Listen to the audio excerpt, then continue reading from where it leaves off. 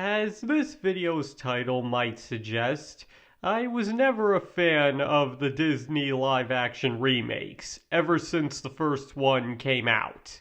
Because as I said in my Little Mermaid video, which you can find a link in the description to me they were nothing but the ultimate mockery of the original classics they were based off of, and were completely disrespectful to all the hundreds of people that dedicated their time and energy to making the original classics what they were, and the people who loved them.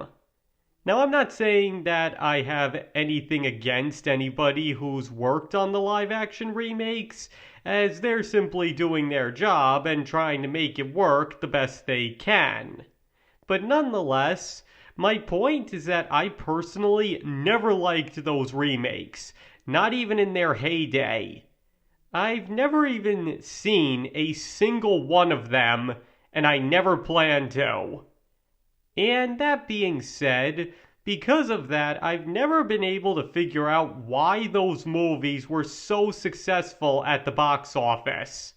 I mean, at least 3 of them crossed the billion-dollar threshold, and even I'll admit that that's no small feat. But once again, just by looking at these remakes compared to the originals, I just don't get how they could be appealing to people. And today, I'd like to explore this to the best of my ability. What is it that people exactly see in these Disney live-action remakes that made them so successful? And spoilers for any number of Disney classics may abound, so you should probably consider this your spoiler warning. Okay, so before you guys start running to the comments to explain to me why people went to see these movies, I already know that the #1 reason was nostalgia. People loved the original classics growing up as children, so when another movie came out in adulthood to remind them of those classics, they went flocking to see them to relive their childhood. But the thing is, I've never understood that mentality. I mean, I'm not saying that answer is wrong by any means. That is probably the biggest reason people went to see those movies. But the way I see it, if somebody is nostalgic for something, isn't the thing itself going to be a lot more rewarding than any imitation that reminds them of it? Or to put it another way, wouldn't it be better just to rewatch the original classic that you have the nostalgia for, rather than a remake of it? Because let's face it, you're never going to get any closer to the real thing than the real thing. Especially with the way these remakes go about telling their stories. But before I go any further, I would just like to once again note that I've never seen any of the Disney live-action remakes and never will. But that doesn't mean I haven't heard a lot about them. More than I ever cared to, as a matter of fact, but that's not relevant here. The point is, I can safely say that I know enough about these movies to be able to compare them to the originals.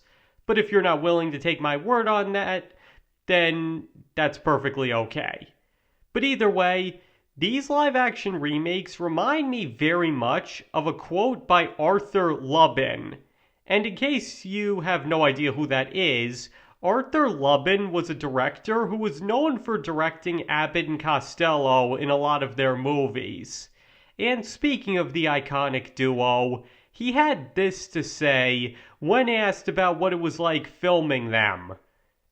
I found that if we rehearsed too much with them, their material got stale and they'd start adding things that didn't mean anything. And I feel that this exact quote applies just as well to the Disney live-action remakes. Because most of the movies they're remaking were already masterpieces, they started adding stuff to them that didn't contribute anything to the plot, or tried to fix completely superfluous complaints people had with the original movies. and thus made them bigger issues than they ever should have been. I mean, very few movies are ever going to be perfect. Usually there's going to be some way that it can be improved. But when you're dealing with classics that are generally considered about as close to perfect as a movie can get, like Aladdin, Beauty and the Beast, and The Lion King, it's kind of stupid to be trying to address the few complaints people did have with the originals, as it generally only creates more problems than it solves. And that's not even getting into all of the useless stuff they add in the name of expanding the story. Seriously, there's a reason why these movies weren't 2 hours long in the first place, and it wasn't a bad one either. And not to mention, these movies are pretty much a textbook definition of the word soulless. In fact, I'm pretty sure if you were to look up that word in the dictionary, you'd find these movies' posters next to it. I mean, just compare Ariel's first scene as a human from the two movies. In one, we have a woman reacting in absolute glee to having achieved her lifelong dream.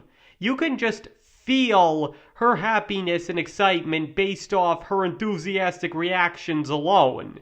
And here we have a woman smiling?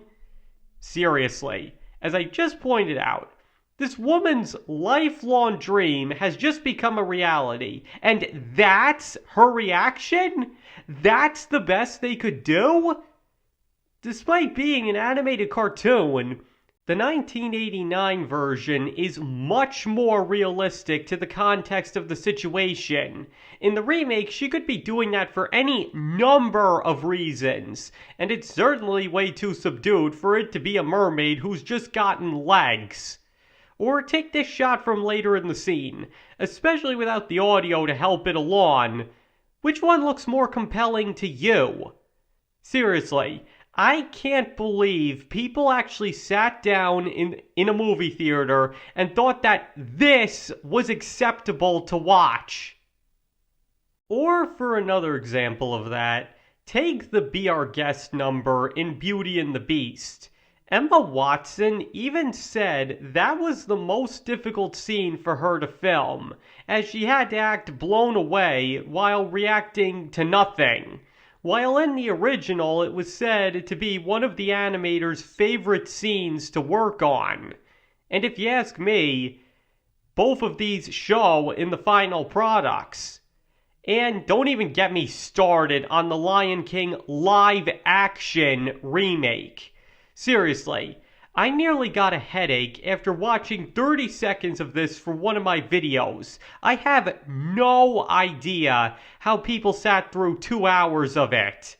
Especially considering they apparently removed most of the fun as well for the sake of authenticity. But then again, the same can be said for most of the live-action remakes, making for just one other reason they're considered by some to be completely hollow imitations of the originals. Especially with things like the bad CGI. Uncanny cats, whales with tentacles, whatever the heck Dumbo is supposed to be, and a million other uses of it that are unpolished at best or downright unacceptable at worst. But I don't blame any of the animators who worked on these movies for that. Only the studio executives who ordered these movies to rely so much on it in the first place. Seriously, for taking these movies so seriously and advertising them to heck and back as a live-action interpretation of their animated movies, they certainly seem to end up more animated than not most of the time. And the blatant disrespect that some of them have for the originals, like Peter Pan and Wendy, for instance. The writer's lack of understanding or regard for J.M. Barrie's source material, forget about the 1953 Disney version, is really astonishing.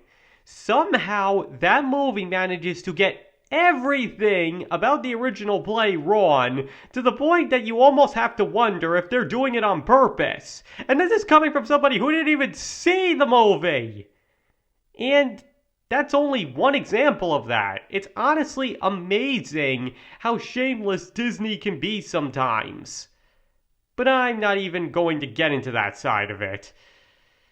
And yet, despite all of this, people still gladly go to see them and make a big deal when one of them comes out. And I'm just going to say it again, I just don't get it.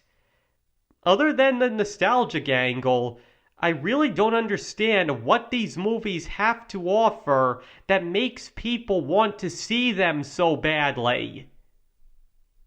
But then again, maybe it's me. Maybe I'm missing something when it comes to these live-action remakes. Or maybe I just don't understand what audiences like anymore. Maybe CGI-filled reimaginings of fairy tales is just what appeals to people nowadays. And Disney made their smartest decision of the decade by giving it to them. But if that really is the case, then I'm sorry, but I just don't see the appeal.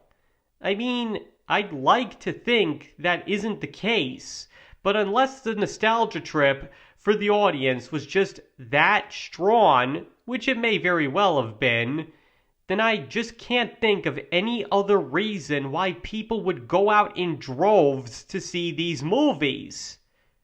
But if nothing else, it seems that people have finally started waking up to just how soulless, unfulfilling, and subpar these movies really are. So maybe they'll finally be on their way out, just like the direct-to-video sequels before them, after enough of them actually lose money at the box office. But only time will tell as far as that goes, I guess. Alright, I think that's everything I wanted to say. So now I'd like to hear what you guys think. Why do you think the Disney live-action remakes were so successful? And do you believe they deserved that success or not? Please feel free to let me know in the comments below. And let me just once again reiterate that I hold no contempt or ill will for anybody who worked on those live-action remakes, nor am I promoting any hate towards them. My issues with the remakes come solely from the fact that they exist in the first place and do nothing but disrespect the originals, and not from anyone who was forced to work on them. And sorry if I was a bit blunt or more crass than usual, but if you hadn't guessed, I really don't like the Disney live-action remakes. But if you disagree with me on that or anything else I said, that's perfectly fine. You're just as entitled to your own opinion on this or any other matter as I am or anybody else. And thank you all for watching. It's very greatly appreciated. And I hope to see you all next time.